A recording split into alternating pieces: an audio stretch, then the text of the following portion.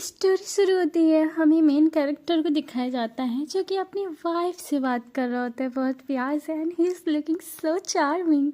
वो बोलता है, मैं देख सकता हूँ कि तुम्हारी नज़रें फिर से किसी और की तरफ जाने लगी है। दूसरी तरफ उसकी वाइफ होती है एंड वो अपने शर्ट्स के बटन खोलते हुए बोलता है, आई गेस मैं तुम्हारे लिए काफ़ी नहीं हूँ। फिर उसके पास जाता है। दूसरी तरफ वो नर्वस होकर बोलती है, ऐसी बात नहीं है। फिर उसके गर्दन पे वो हाथ रखता है और फिर आगे बोलता है, ऐसा लगता है कि मेरी ही कमी है, मैं प्रॉमिस करता हूँ कि मैं और हार्ड ट्राई करूँगा।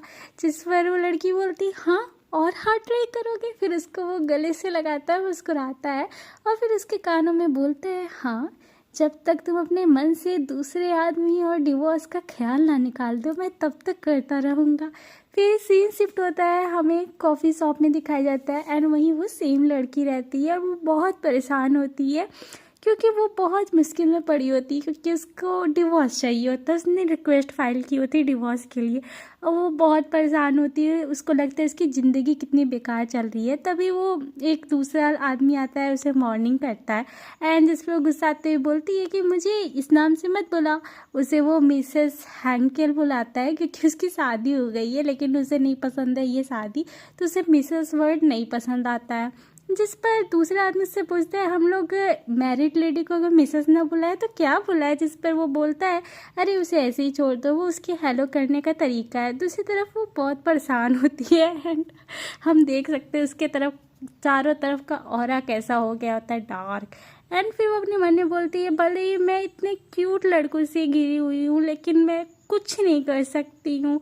फिर इसके बाद हमें उसके पास्ट लाइफ की दिखाई जाती है कि पहले वो एक ऑर्डिनरी लाइफ जीती थी लेकिन उसके 20s कंप्लीट भी नहीं हुए थे एंड उसने कभी किसी आदमी को अपना बॉयफ्रेंड नहीं बनाया, उसने कभी प्यार का एहसास नहीं किया एंड वो ये चीज़ करना ही चाहती थी लेकिन तब से उसका एक्सीडेंट हो जाता है एंड एक्सीडेंट के बाद वो एक नॉवल की दूसरी दुनिया में पहुंच जाती है। फिर हमें उसे बचपन का दिखाया जाता है जहाँ पर एक पार्टी में लोग इकट्ठा हुए होते हैं और वहाँ पर सब अपने बच्चों का एक दूसरे के साथ शादी तय कर रहे होते हैं। दूसरी तरफ वो चिल्लाते बोलती है, मुझे शादी नहीं करनी एंड हमें यहाँ उसका नाम पता चलता है, इसका नाम शायद आयना है। आयना जो है वो बाहर भागती है। फिर इसके बाद वो बोलती है, ये बड़े लोग शादी को लेके कितने ऑब्सेस्ड रहते हैं और अगर ये सब चीज़ें ना हो सके, मतलब शादी वाली अगर मैटर में वो ना पड़े, तो वो चाहेगी कि वो मल्टीपल लवर्स अपने पास रखे और बहुत सारे मिस्टर लाइक जैसे मिस्ट्रेस होती ना वैसे ही। फिर इसके बाद वो अपने मन में सोचती है कि इस बॉडी के साथ अभी वो क्या ही कर सकती है। फिर इसके बाद वो गार्डन में घूम ही रही होती तभी वो एक छोटे से लड़के को पाती है एंड उससे बोलती है, तुम यहाँ क्या कर रही हो, ये मेरा सीक्रेट स्पॉट है गार्डन में। एंड वो लड़का बोलता है, ओ कितना स्वीट लग रहा है। वो रोते हुए बोलता है, मुझे माफ़ करना है। एंड दूसरी तरफ उसका भी जो हमारी मेन कैरेक्टर रहती है आयना, उसका भी मन पिघल जाता है। वो अपने मन में बोलती है, ओ कितना क्यूट है। फिर उससे बोलती है कि तुम यहाँ कैसे आए, मुझे लगा ये जगह मैं ही केवल जानती हूँ। फिर उसके बगल में जाके बैठ जाती है। वो लड़का बोलता है, मैं बस इस तरह से घूमते घूमते यहाँ पहुँच गया। फिर आयना उसे घूरती है, फिर उससे बोलती है, तो तुम्हें भी वो चीज़ें नहीं पसंद है। जिस पर लड़का बोलता है, कौन सी चीज़ें। एंड आयना बोलती है, अरेंज मैरिज जो हम बच्चों के बीच में करवाई जा रही है। फिर इसके बाद वो उसकी तरफ देखती है एंड दूसरी तरफ वो हाँ में अपना सिर हिलाता है और फिर अपने मन में वो लड़की बोलती है, ओ कितना क्यूट है ये। फिर उससे उठ के बोलती है, ओ हाँ मेरी सिस्टर जो है ये जहाँ जल्दी मुझे ढूंढते हुए आएगी, लेकिन तुम मुझसे प्रॉमिस करो फिर से तुम मुझसे मिलने आओगे यहीं पर, ठीक है। एंड जिस पे वो लड़का उससे प्रॉमिस करता है। फिर उस दिन के बाद से वो कई बार उस गार्डन में मिलते हैं साथ में और बहुत सारी बातें करते हैं। एंड फिर इसके बाद तभी हमें दिखाया जाता है उस लड़के को, वो रोते हुए आयना से बोलता है, मैं अब से यहाँ नहीं आ पाऊँगा एंड मेरी शादी होने वाली है। मेरे स्टेप मदर जो है वो मुझे किसी ओल्ड नोवेल को बेच रही है। एंड वो रोते हुए ये बात बताता है। आयना उसको देख के बहुत दुखी होती है। फिर उसके पास जाके बोलती है, कोई बात नहीं, चिंता मत करो, मैं तुम्हारी मदद करूँगी। एंड वो हैरानी से उसकी तरफ देखने लगता है और फिर उससे बोलता है, उन्होंने कहा है कि वो मुझे बेच देंगी और अगर मैंने आज तक किसी को शादी के लिए नहीं ढूंढा, मैंने किसी से शादी नहीं किया। जिस पर आयना बोलती है, तो तुम मुझसे शादी कर लो ना और उन्हें बताओ कि तुम्हें कोई मिल गई है।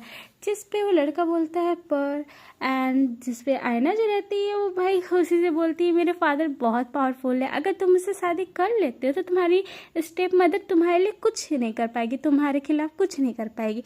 जिस पर वो लड़का जो रहता है अपने पास से कुछ निकालता है और बोलता है क्या तुम इस पर साइन कर सकती हो। जिस पर वो आयना बोलती है हाँ क्यों नहीं, कर सकती हूँ, और फिर उससे पेपर लेती है और उस पर साइन करके उसे देती है। फिर बोलती है अब हो गया ना, अब तो तुम्हें नहीं बेचा जाएगा ना। जिस पे वो लड़का बोलता है हाँ तुम्हारा बहुत शुक्रिया आयना। एंड फिर आयना बोलती है बाय द वे मैंने तुम्हारा नाम कभी तक नहीं पूछा, मैं ऐसा तो नहीं कर सकती ना कि मुझे अपने हस्बैंड का नाम ही नहीं पता, एटलीस्ट मुझे अपना नाम तो बता दो। एंड जिस पर वो लड़का अपना नाम बताने वाला होता है तभी आयना की सिस्टर उसे खोजते खोजते आ जाती है। एंड आयना अपनी सिस्टर की आवाज़ सुन के वहाँ से जाने लगती है, उससे सॉरी बोलती है और फिर वहाँ से चली जाती है। दूसरी तरफ हमें उस लड़के के चेहरे पे एक अजीब सी स्माइल दिखाई जाती है एंड फिर वो बोलता है मेरा नाम है कार्विन, ओह माय गॉड।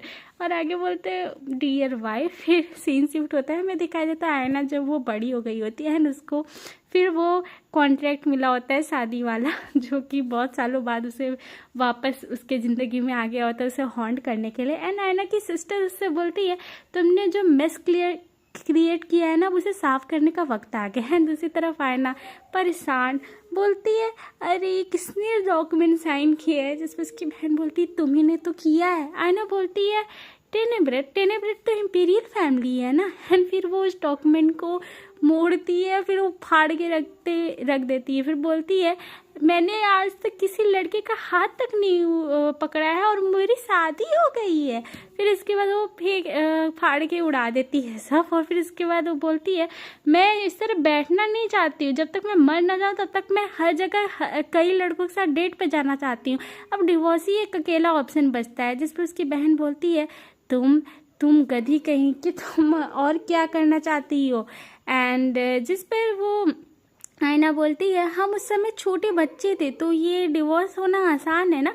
फिर इसके बाद वो रूल्स पढ़ती है जिस पे पैराग्राफ एंड पे लिखा होता है कि ये कॉन्ट्रैक्ट जो है जो शादी है नहीं टूट सकती है, ये कॉन्ट्रैक्ट नहीं टूट सकता जब तक कुछ एक्सेप्शन ना। एक्सेप्शन ये है कि अगर एक तरफ की पार्टी जो है अपने मैरिज नहीं निभा पाती है तो उस पार्टी को रिस्पॉन्सिबिलिटी लेनी पड़ेगी वॉयलेशन के अंडर, और उसके जितने घर है उसे इस स्टेट में जो मतलब जितने कारोबार है प्रॉपर्टीज़ है सब जो है जब्त कर ली जाएगी। मतलब ये अगर डिवोर्स देती है तो डिवोर्स होगा नहीं, और अगर ये चीटिंग करती है तो इसके स्टेट को दिक्कत हो सकती है। फिर हमें दिखाया जाता है ग्रूम का नाम होता है कार्विन टेनेब्रेट एंड ब्राइड का नाम होता है आयना हार्डेन। फिर इसके बाद वो कार्विन का नाम देखती है और फिर उसे याद आता है ओ उस लड़के का नाम कार्विन था, ओ ये तो नॉवेल का इविल मास्टरमाइंड है। फिर इसके बाद वो बताती है और ओरिजिनल नॉवेल में जो कार्विन रहता है वो मास्टरमाइंड होता है जिसने पर्सनली एम्परर को एग्जीक्यूट किया था, और नॉवेल में आयना जो रहती इस एग्जीक्यूशन को इस मर्डर को देख लेती है जिसकी वजह से उसकी भी मौत हो जाती है। और फिर इसके बाद वो प्रेजेंट टाइम में सोचती है यार मैंने एक मर्डर से शादी कर ली है, और फिर वो फ्लोर पे लेट जाती है और फिर अपने मन में बोलती है कि मैंने किस सिचुएशन में अपने आप को फंसा के रख दिया है।